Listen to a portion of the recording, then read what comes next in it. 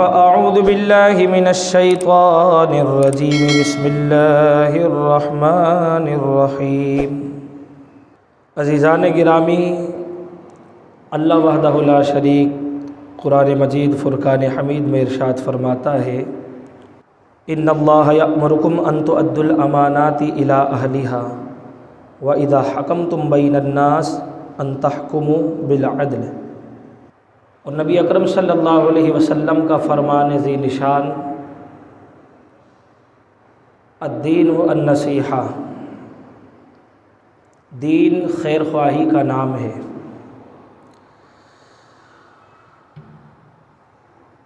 دین خیر خواہی کا نام ہے تو صحابہ کرام علیہم رضوان نے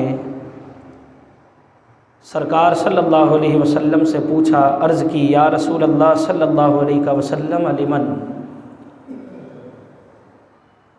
کیسی خیر خواہی کا نام ہے، کون سی خیر خواہی مراد ہے؟ تو آقا دو جہاں صلی اللہ تعالی علیہ وسلم نے فرمایا کہ للہ ولرسولہ ولائمۃ المسلمین وعامتہم، فرمایا کہ اللہ کی خیر خواہی اور اللہ کے پیارے رسول صلی اللہ علیہ وسلم کی خیر خواہی اور مسلمانوں کے ہر دور کے حکمرانوں کی خیر خواہی اور عام مسلمانوں کی خیر خواہی۔ عزیزان گرامی، خیر خواہی سے ایک سوال پیدا ہو سکتا ہے ذہن میں کہ اللہ کی خیر خواہی سے مراد کیا ہے؟ اللہ تو خیر ہی خیر فرمانے والا ہے، اللہ اپنے بندوں پر رحم و کرم فرمانے والا ہے، دین اللہ کی خیر خواہی کا نام ہے۔ تو عزیزان گرامی، کہ جیسا کہ اللہ تبارک و تعالی نے قرآن مجید فرقان حمید میں ارشاد فرمایا ہے، ان تنصروا اللہ ینصرکم ویثبت اقدامکم، فرمایا کہ اگر تم اللہ کی مدد کرو گے تو اللہ تبارک و تعالی تمہیں نصرتوں سے، تمہیں کامیابی سے نوازے گا، اللہ تمہاری مدد فرمائے گا۔ وَيُثَبِّتْ أَقْدَامَكُمْ، اور دین متین پر تمہیں ثابت قدم عطا فرما دے گا، تمہیں ثابت قدمی عطا فرمائے گا، نیک کاموں پر، دین کے کاموں پر، دین متین پر استقامت کے ساتھ تمہیں ڈٹنے جیسا ملکہ عطا فرما دے گا۔ وَيُثَبِّتْ أَقْدَامَكُمْ۔ اب مزید سوال پیدا ہوتا ہے کہ اللہ کی اگر ہم مدد کریں تو اللہ ہماری مدد فرمائے گا، ہمیں نصرت سے نوازے گا، کامیابی اور کامرانی عطا فرمائے گا، تو اللہ تبارک و تعالیٰ کی ذات تو وہ ذات ہے جو ہر ایک کو طاقت عطا فرمانے والا ہے، اللہ کی ذات تو وہ ذات ہے جو ہر ایک کو مدد اور نصرت عطا فرمانے والا ہے۔ عزیزان گرامی، اللہ تبارک و تعالیٰ کی مدد یہ کس طرح سے؟ عزیزان گرامی، فرمایا کہ اللہ تبارک و تعالیٰ کی نصرت سے مراد دین کی نصرت ہے، اللہ تبارک و تعالیٰ کی مدد سے مراد دین کے لیے مددگار اور معاون ہونا ہے۔ اسی طریقے سے اللہ کی اور اللہ کے رسول کی خیر خواہی سے مراد ہے اللہ کے دین کی خیر خواہی، اللہ کے دین کی تائید، اللہ تبارک و تعالیٰ کے دین کی تائید اور اللہ تبارک و تعالیٰ کی دین کی خیر خواہی مقصود ہے۔ اسی طریقے سے اللہ تبارک و تعالیٰ کی مدد، اللہ تبارک و تعالیٰ کے ساتھ نصرت کرنا، اللہ تبارک و تعالیٰ کے دین کے ساتھ نصرت اور مدد کرنے کے مترادف ہے۔ اب عزیزان گرامی، رسول اللہ صلی اللہ علیہ وسلم سے اور اللہ کا فرمان بھی موجود ہے، وَإِذَا حَكَمْتُمْ بَيْنَ النَّاسِ، کہ جب تم لوگوں کے درمیان فیصلہ کرو، ان تحکموا بالعدل، تو انصاف پر، عدل پر مبنی فیصلہ کرو، جو فیصلہ انصاف پر اور عدل پر مبنی ہو وہ فیصلہ کرو۔ اور اللہ تبارک و تعالیٰ کا فرمان، ان اللہ یأمرکم ان تؤدوا الامانات الی اہلہا، کہ بے شک اللہ تبارک و تعالیٰ نے تمہیں حکم ارشاد فرمایا ہے کہ امانتوں کو ان کے حقداروں تک پہنچاؤ، امانتوں کو ان کے حقداروں کو تفویض کر دو۔ تو عزیزان گرامی، رسول اللہ صلی اللہ علیہ وسلم سے پوچھا، سوال کیا، عرض کی، یا رسول اللہ متی الساعہ، کہ قیامت کب آئے گی، قیامت کب قائم ہوگی، قیامت کب برپا ہوگی؟ تو رسول اکرم صلی اللہ تعالیٰ علیہ وسلم نے ارشاد فرمایا کہ یہ مت پوچھو کہ قیامت کب آئے گی، بلکہ یہ بتاؤ کہ تم نے اس کے لیے کیا تیاری کی ہے، تم نے اس کے لیے کیا تیاری کی ہے، تم نے کیا ذخیرہ جمع کیا ہے۔ فرمایا کہ یہ مت پوچھو کہ قیامت کب آئے گی، بلکہ تم یہ بتلاؤ کہ تم نے قیامت کے لیے کیا تیاری کی ہے۔ عزیزان گرامی، دوسری حدیث شریف میں رسول اللہ صلی اللہ علیہ وسلم کا فرمان ہے کہ جب پوچھا گیا متی الساعہ، سوال کیا گیا یا رسول اللہ صلی اللہ علیہ وسلم قیامت کب آئے گی، کب برپا ہوگی؟ تو آقا دو جہاں صلی اللہ علیہ وسلم نے ارشاد فرمایا کہ جب امانتوں کو ضائع کیا جائے گا تو پھر انتظار کرو، قیامت آئے گی۔ تو پھر قیامت کا انتظار کرو کہ جب امانتوں کو ضائع کیا جائے گا تو قیامت کا انتظار کرو۔ عزیزان گرامی، قیامت کبریٰ تو جب آئے گی سو آئے گی، مگر امانتوں کے ضیاع سے، امانتوں کو جب ضائع کیا جائے گا، لوگوں کی امانتوں کو جب ضائع اور برباد کر دیا جائے گا تو رسول اللہ صلی اللہ علیہ وسلم نے فرمایا کہ قیامت آئے گی۔ تو یہ قیامت کبریٰ تھی جو اپنے وقت پر آنی ہے تو سو آئے گی، مگر اس سے پہلے جب امانتیں ضائع ہو جانا شروع ہو جائیں گی، جب ہر طرف یہ معاملات ہو جائیں گے جیسا کہ آج کل ہر طرف برپا ہے، تو فرمایا کہ قیامت صغریٰ کے مناظر تمہیں 400 نظر آنے لگ جائیں گے، اور قیامت صغریٰ کے مناظر ہمیں 400 نظر آ رہے ہیں۔ ہم اور آپ بخوبی جانتے ہیں، سمجھتے ہیں، دیکھتے ہیں کہ قیامت صغریٰ تو قائم ہو چکی ہے، نہ بڑوں کا احترام ہے، نہ چھوٹوں پر شفقت، نہ مظلوم کی کوئی پکار سننے والا ہے، نہ ہی ظالم کو لگام لگانے والا ہے۔ ہر شخص نفسی نفسی کا شکار ہے، نہ تو ان کی بات کو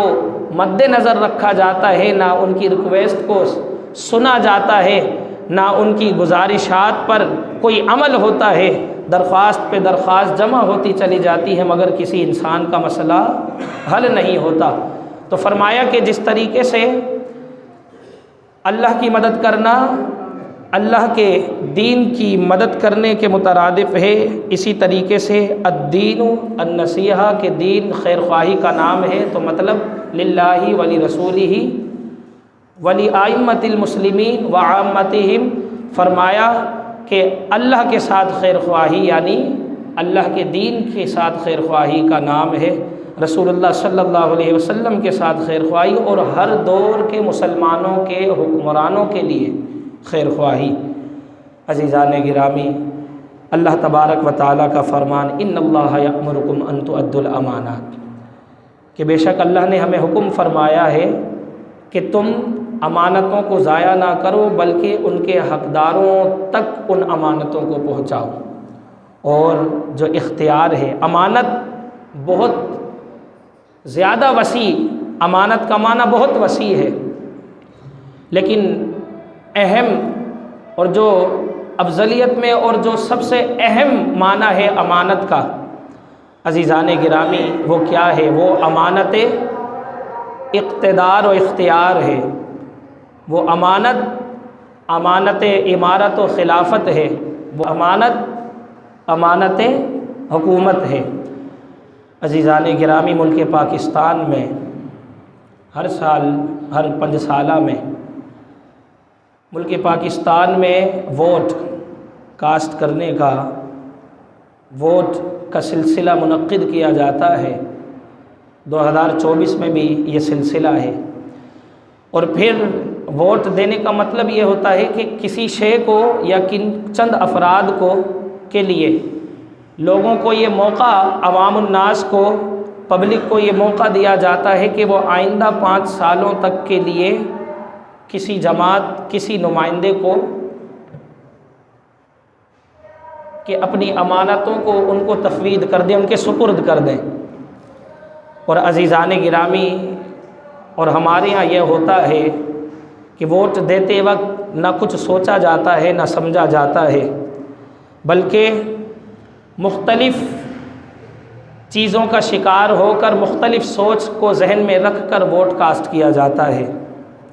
عزیزان گرامی، ووٹ، یہ لفظ ووٹ یہ جمہوری جدید اصطلاح ہے،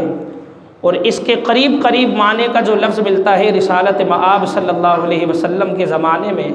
وہ ہے بیعت کا۔ سب سے پہلے بیعت علی الاسلام تھی، لوگوں کو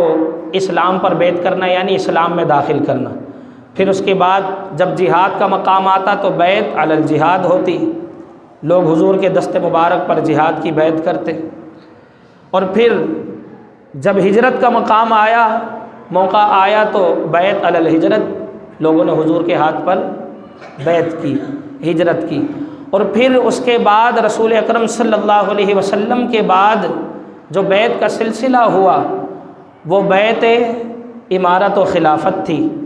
وہ بیعت اقتدار و اختیار تھی، وہ بیعت حکومت تھی۔ حضرت سیدنا صدیق اکبر رضی اللہ تعالی عنہ، آپ کے ہاتھ پر جب بیعت ہوئی تو مطلب کیا تھا کہ آپ کے اقتدار میں لانا ہے اور آپ کو حاکم تسلیم کرنا ہے، یہ بیعت امارت و خلافت تھی۔ پھر اس کے بعد حضرت عمر فاروق اعظم رضی اللہ تعالی عنہ کا دورہ آتا ہے، پھر اسی طریقے سے بیعت ہوتی ہے۔ پھر اس کے بعد حضرت عثمان غنی رضی اللہ تعالی عنہ کا دورہ آتا ہے، اسی طریقے سے بیعت ہوتی ہے اور آپ حاکم تسلیم کر لیے جاتے ہیں۔ یعنی اس جگہ کے، اس رقبے کے، اس علاقے کے، اس شہر کے رہندگان اپنی رائے تفویض کرتے ہیں اور حاکمیت کی، حکومت کی وہ جو امانت ہوتی ہے وہ اس کے سپرد کر دیتے ہیں، اور پھر اپنی امانتوں کو ان کے سپرد کر کے پھر رائے جس کی زیادہ ہوتی ہے اسی کے حق میں حتمی فیصلہ آ جاتا ہے، پھر وہی حاکمیت کو سنبھالنے کا لمبردار بنا دیا جاتا ہے۔ تو سوچ سمجھ کر، اور سوچنے سمجھنے کا وقت ہوتا ہے، مگر تعصبانہ انداز میں ہم ووٹ کاسٹ کر رہے ہوتے ہیں۔ کوئی برادری کے لحاظ سے ووٹ دیتا ہے، کوئی خاندانی لحاظ سے ووٹ دیتا ہے، یعنی ترجیح سب سے پہلے اسلام کو ہونی چاہیے تھی، پھر اس کے بعد اپنے وطن عزیز کی ترجیح ہونی چاہیے تھی، کیونکہ ہماری پہچان دین سے ہے، اسلام سے ہے۔ اگر دین ہے تو ہماری پہچان ہے، اگر دین نہیں تو ہم بھی نہیں۔ ہماری پہچان قومیت سے ہے، ملک سے ہے، اگر وطن عزیز ہے تو ہماری پہچان ہے، اگر ملک نہیں تو ہم بھی نہیں۔ تو ہماری پہچان دین سے ہے، ہماری پہچان ملک و ملت سے ہے۔ عزیزان گرامی، اگر اولین ترجیحات ان کو نہیں دی جائے گی، ہوتا کیا ہے، کوئی برادری کے لحاظ سے ووٹ دیتا ہے، تعصب لسانی ہے، کوئی تعصب طبقاتی میں مبتلا ہے، کوئی تعصبات گروہی میں مبتلا ہے، کوئی تعصبات جماعت میں مبتلا ہے، وغیرہ وغیرہ تعصبات کی بھیٹ چڑھ جاتا ہے، اور پسند و ناپسند کی اسیر ہو کر رہ جاتا ہے، اور اسی اسیری میں وہ ووٹ کو کاسٹ کرتا ہے۔ اللہ تبارک و تعالیٰ کا جو فرمان ہے وَإِذَا حَكَمْتُمْ بَيْنَ النَّاسِ، پھر اس کے بعد إِنَّ اللَّهَ يَأْمُرُكُمْ أَن تُؤَدُّوا الْأَمَانَاتِ إِلَىٰ أَهْلِهَا وَإِذَا حَكَمْتُمْ بَيْنَ النَّاسِ أَن تَحْكُمُوا بِالْعَدْلِ، فرمایا کہ اللہ نے حکم دیا امانتوں کو ان کے اہل اور ان کے حقداروں کے سپرد کرو، اور جب لوگوں میں فیصلہ کرو تو عدل و انصاف پر مبنی فیصلہ کرو۔ عزیزان گرامی، اللہ تبارک و تعالیٰ نے یہ جو حکم ارشاد فرمایا ہے، اس میں دو احکام موجود ہیں۔ سب سے پہلے تو امانت کا، ووٹ بمنزلہ شہادت بھی ہے، ووٹ بمنزلہ وکالت بھی ہے، ووٹ بمنزلہ قضا بھی ہے، اور بمنزلہ قضا ہی درست اور مستحکم معنی ہے، کیونکہ اگر ووٹ بمعنی شہادت کے لیتے ہیں تو شہادت دینے والے کی اس گواہی کو رد اور قبول کرنے کا اختیار ہوتا ہے، وکالت معزول کرنے اور رکھنے کا اختیار ہوتا ہے۔ مگر اگر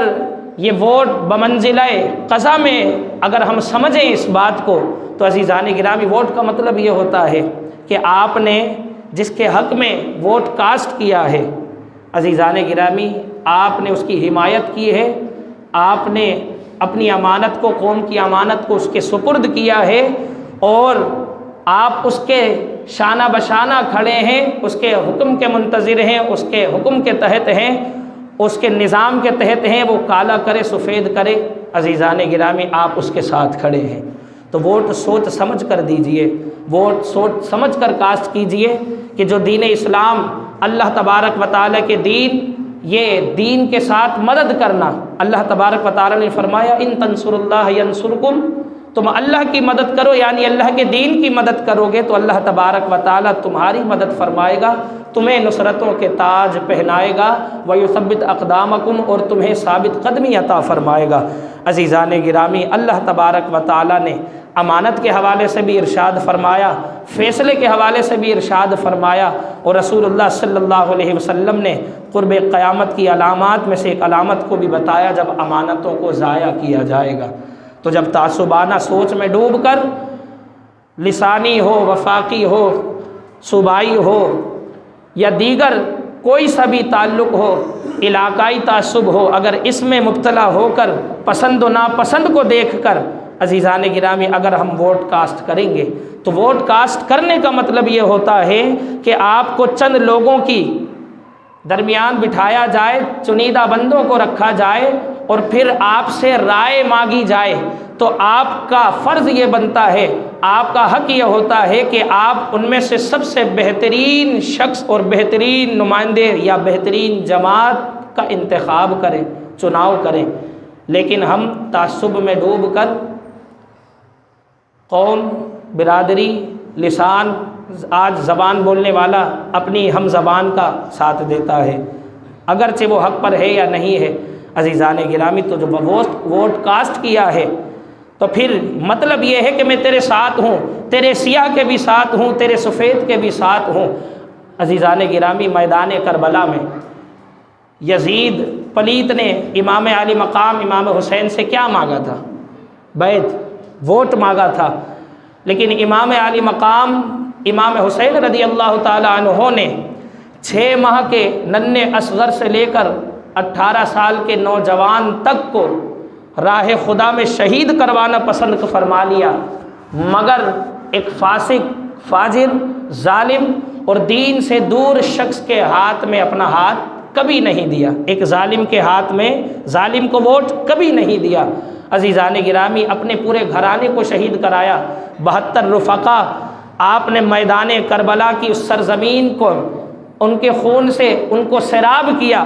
مگر ایک جابر، ایک ظالم اور ایک فاسق و فاجر اور ایک شرابی کے ہاتھ میں ہاتھ اپنا نہ دے کر اس بات کو ثابت کیا ہے کہ جب چناؤ کا وقت ہو یا بیعت کا وقت ہو یا اختیار کا موقع دیا جائے، انتخاب کا موقع دیا جائے، چناؤ کا موقع دیا جائے، تو پھر اسی کا انتخاب اور اسی کو چنا جاتا ہے جو دین متین پر ہوتا ہے۔ عزیزان گرامی، امام علی مقام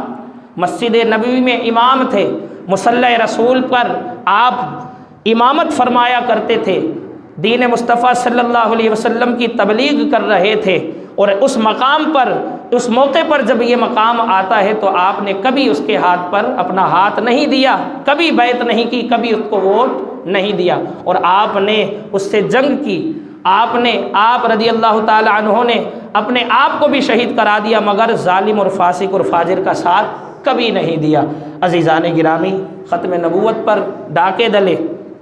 ختم نبوت کے پہرے داروں کو شہید کرایا گیا۔ کوئی نظر آتا ہے کہتا ہوا صحابہ کرام کو، یہ تو بزدل تھے، یہ تو لوٹ مار کرنے والے تھے۔ کوئی کیا کہتا ہے کہ اللہ کے بعد اگر مقام ہے تو میرے لیڈر کا مقام ہے۔ کوئی کیا بکواسات کرتا ہے، کوئی کیا بکواسات کرتا رہتا ہے، کبھی کوئی کچھ کہتا ہے، کبھی کوئی کچھ کہتا ہے۔ یاد رکھیے، حدیث پاک کا مفہوم ہے، فرمایا کہ خیانت، جو امانت کی بات ہو رہی ہے اس میں خیانت کیا ہے؟ خیانت یہ ہے کہ کسی نے کوئی چیز رکھوائی اور آپ نے اس کی چیز کو اپنی ذات پر استعمال کر لیا اور اب اس کو لوٹا نہیں رہے۔ فقط خیانت کا معنی اور مفہوم یہاں تک محدود نہیں، حدیث پاک کا مفہوم ہے کہ رسول اللہ صلی اللہ علیہ وسلم نے فرمایا کہ کوئی شخص حاکم تسلیم ہو اور پھر وہ اپنی اس موجودگی میں ایسے شخص کو حاکم بنائے جو دین کو نہ سمجھنے والا ہو، یعنی اس کے حاکم بننے کے باوجود ایسا شخص بھی موجود ہے جو عالم دین ہے، اسلام کو سمجھنے والا ہے، دین کا علم رکھنے والا ہے۔ فرمایا اس کی موجود میں، اس کے موجود ہوتے ہوئے اس کے غیر کو اگر حاکم فرما دیا، فرمایا کہ اس نے اللہ اور اس کے رسول کے ساتھ خیانت کی ہے۔ تو فرمایا کہ اللہ تبارک و تعالیٰ کی زمین پر، اللہ وحدہ لا شریک کی دنیا پر حکومت فقط اسلام کی ہوگی، حکومت فقط اسلام کی ہوگی، اور اسلام کے نفاذ کے لیے جو شخص اٹھے گا، عزیزان گرامی، ہر قوم کا فرض بنتا ہے، ہر فرد کی یہ ذمہ داری بنتی ہے کہ وہ یہ نہ دیکھے کہ وہ کسے ووٹ دے رہا ہے، یہ نہ دیکھے کہ کون جیت رہا ہے کون ہار رہا ہے، کہ وہ یہ دیکھے کہ جس نبی کے نام پر زندگی بھر میں انگوٹھا چومتا رہا ہوں، آج اسی نبی صلی اللہ علیہ وسلم کے دین کے نفاذ کے لیے اسی نبی کے نام پر اس انگوٹھے کو لگانے کا وقت ہے۔ تو جس نبی کا انگوٹھا میں نے زندگی بھر نبی کے نام پر چوما ہے، اسی نبی کے نام پر آج یہ انگوٹھا بھی دین متین اور اللہ کے رسول صلی اللہ علیہ وسلم کے احکام اور نظام مصطفیٰ صلی اللہ علیہ وسلم کے نفاذ کے لیے انگوٹھا مہر ٹھپا لگا کر اس بات سے بری ہو جائے گا اور اپنے ضمیر سے یہ سوال کر سکے گا کہ اللہ تبارک و تعالیٰ نے مجھے ایک ایسا موقع دیا تھا جہاں پر اللہ تبارک و تعالیٰ کے دین کی بات ہو رہی تھی، رسول اللہ صلی اللہ علیہ وسلم کے احکامات اور نظام مصطفیٰ کے نفاذ کی بات ہو رہی تھی، میں نے ادھر ادھر نہیں بلکہ دین متین پر مہر لگائی ہے اور دین متین پر انگوٹھا دیا ہے، نظام مصطفیٰ صلی اللہ علیہ وسلم کے نفاذ کے لیے میں نے اپنا ووٹ کاسٹ کیا ہے۔ تو عزیزان گرامی، ایسے لوگوں سے بچیں اور سوچیں اور سمجھیں، کیا انہوں نے یہ جو بددیانیاں کی، بے ایمانیاں کی، جو قرآن مجید فرقان حمید اللہ کے محبوب صلی اللہ علیہ وسلم کے ساتھ گستاخانہ لہجے کو روا رکھا، کیا انہوں نے مسجد میں آ کے توبہ کر لی ہے؟ کیا انہوں نے آ کر اپنے اس جرم کا اقرار کر لیا ہے؟ کیا انہیں اقرار جرم کر لیا ہے؟ یا انہوں نے اس بات کو آ کر یہ کہہ دیا ہے کہ ہم اس سے بری ہیں، ہم توبہ کرتے ہیں، ہم غلطی پر ہیں، پھر بھی اس کے باوجود انہی کو چننا؟ در حقیقت ایسا ہے کہ ظالم کا سپورٹر بھی اور ظالم کی حمایت کرنے والا بھی خود ظالم ہوتا ہے۔ تو عزیزان گرامی، سوچ سمجھ کر، بہت اہم فیصلہ ہے، بہت اہم گھڑی ہے فیصلے کی، تو سوچ سمجھ کر فیصلہ دیجئے گا۔ اللہ وحدہ لا شریک ہم سب کا حامی و ناصر ہو، وحدہ لا شریک ہم سب کو عمل خیر کی توفیق نصیب فرمائے، آمین بجاہ النبی الامین۔